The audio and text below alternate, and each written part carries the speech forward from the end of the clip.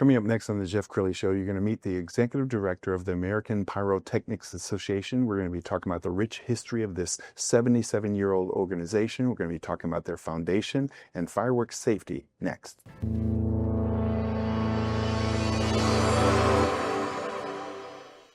Many are predicting that the worst is yet to come, which is unfortunate, said one person here.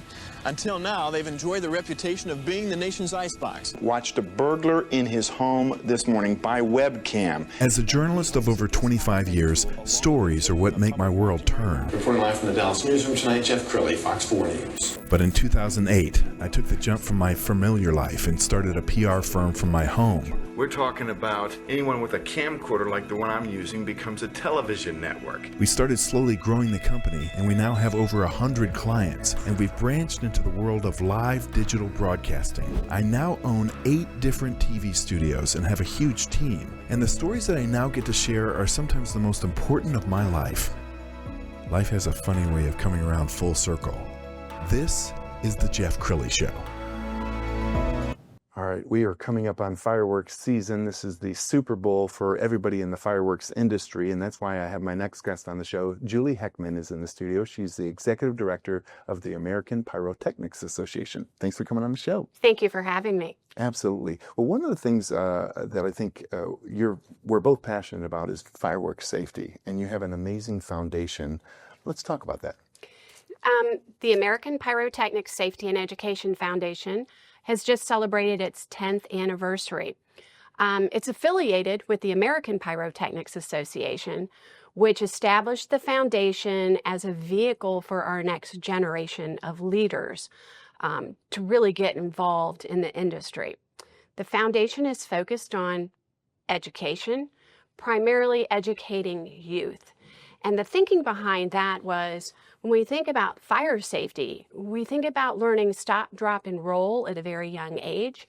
And we took that same approach with fireworks safety, thinking if we can educate children at a very early stage about the dangers associated with fireworks, they might actually point out to their parents when they're doing something wrong, like, don't drink when we're having our fireworks celebration, Dad. So we've developed educational curriculum for grades 4 through 8 and 9 through 12, focusing on safety, the history of fireworks, the science and chemistry behind fireworks, as well as the engineering that goes into producing those big professional shows. Sure. And people, they think that sparklers are harmless, but they have the same heat as like a blowtorch, don't they? There is a misconception there that families think sparklers are safe for young children. They are not. You should never let young children handle any fireworks. Sparklers can be dangerous if they're misused. So, it's really important that there is proper parent supervision when any fireworks activities are going on, but really don't let young children handle sparklers. We don't give them candles. We don't give them lighters to play with. Same rule applies to sparklers. They do burn at very high temperatures. Absolutely. We're going to put the foundation website on the screen, and as we scroll down it, celebrating 10 years of fireworks safety, that has to make you feel good that you're really educating the next generation. Yeah, that has been the focal point behind the foundation. And, as the executive director of the American Pyrotechnics Association, I get dozens of inquiries each year from students who want to develop papers on the science of fireworks, or they want to know about safety or the history. And because of the curriculum we developed, we have different modules addressing all of those subjects. So we can easily, refer the students to the educational curriculum to help them have that background information to produce a really good paper for their teachers. Absolutely. You guys produced an amazing safety video about a year ago. Let's go ahead and roll that. Hey everyone, Battalion Chief Dean Guccione here with my friends from the American Pyrotechnic Safety and Education Foundation, and I'm here with a few tips to help you celebrate your holiday safely and responsibly. Nothing says America like fireworks on the 4th of July, and while today's consumer fireworks are safer than ever before, proper use plays a large role in preventing injuries. Only purchase fireworks from a reputable dealer. They only sell fireworks that have been tested and approved for sale in the United States. Dealers know state and local fireworks laws, including which types of fireworks are legal and when you're allowed to use them. Never buy illegal explosives. They are extremely dangerous. Remember to follow your local laws and be considerate of your neighbors. Select a proper location with a hard, flat surface away from houses, vehicles, tall trees, or any other flammable objects. Make sure to brace fireworks so they can't tip over and keep your audience at a safe distance. Let's talk about what goes into setting up a safe and injury-free fireworks show.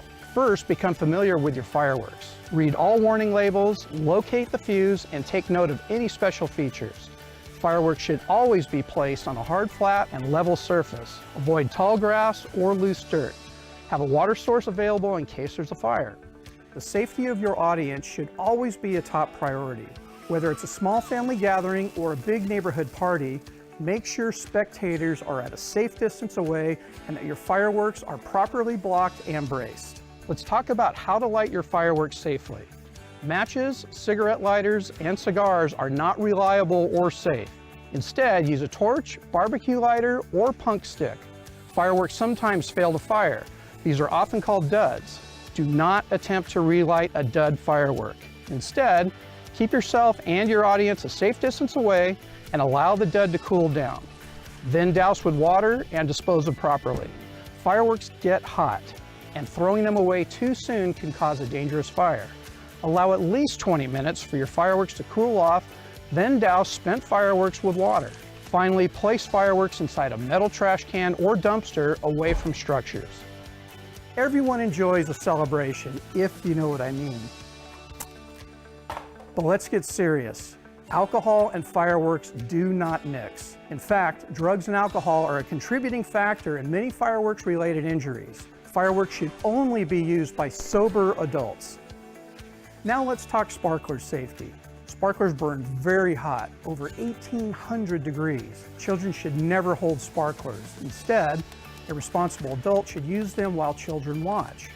Make sure to wear closed-toed shoes, avoid loose clothing, and keep sparklers away from flammable objects. When finished, douse sparklers with water and dispose of properly. Let's talk about the safe use of reloadable artillery shells. Never load a shell upside down. Most are marked with the word top so they can be loaded correctly. When loading a shell, be sure that no part of your body is over the tube. Here's a pro tip. Make sure the fuse is passing through the top loop to guarantee you load your shell correctly. Then use the fuse to safely lower it into the tube. Only use the mortar tube that was supplied with your reloadable shell kit. Using tubes from other kits or other materials can be extremely dangerous. And remember, mortar tubes must be blocked and braced so they can't tip over. Never attempt to hold or launch an artillery shell from any part of the body. Artillery shells create enough force to cause serious injury or even death. Thank you for watching these important fireworks safety tips, and remember to celebrate safely and responsibly. I'm so glad that you're creating videos like that. I know emergency rooms will staff up this time of year just to make sure that they can handle the burn victims. Is there a commonality when people get injured by fireworks? Is there a common theme? You know, the most contributing factor to firework-related injuries is product misuse. It's very, very important for you to thoroughly read and follow the instructions for use. A problem we've seen in recent years has to do with the very popular reloadable shells, also known as artillery shells, where individuals have not been placing them on a flat level surface and bracing them, but rather holding them in their hand, which is incredibly dangerous because there's no place for the energy to go. It's really important to follow the instructions for use. And when they say put it on a flat level surface, heed those directions. Yes, I want to talk a little bit about the association. So we're going to put some video on the screen. You guys represent pretty much everybody who's anybody in the industry, from the point of sale on the highway that we see this time of year to like the big kaboom towns. I mean, you're representing everybody, aren't you? Yes, the APA represents manufacturers, importers, wholesalers, distributors, and professional display companies, as well as the theatrical pyrotechnics that people are familiar with the rock concerts and the touring groups. So we represent everybody who has something to do with fireworks. And tell us about the value of membership. Well, the value of membership is, the APA is the voice of the firework industry. And along with our foundation, the other things that APA does is we advocate for responsible regulation of fireworks on the federal level. One of the issues we're dealing with right now happens to be the tariffs that do impact imported product, because backyard consumer fireworks, 99% of those are manufactured in China, and 90% of the professional display products are as well.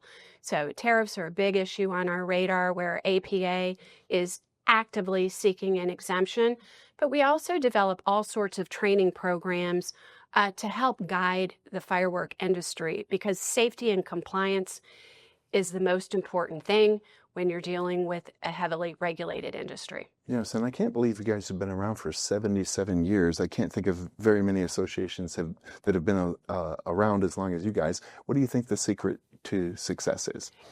I believe APA was founded in 1948, and its primary purpose was to bring members of the industry together, but to work towards responsible regulation.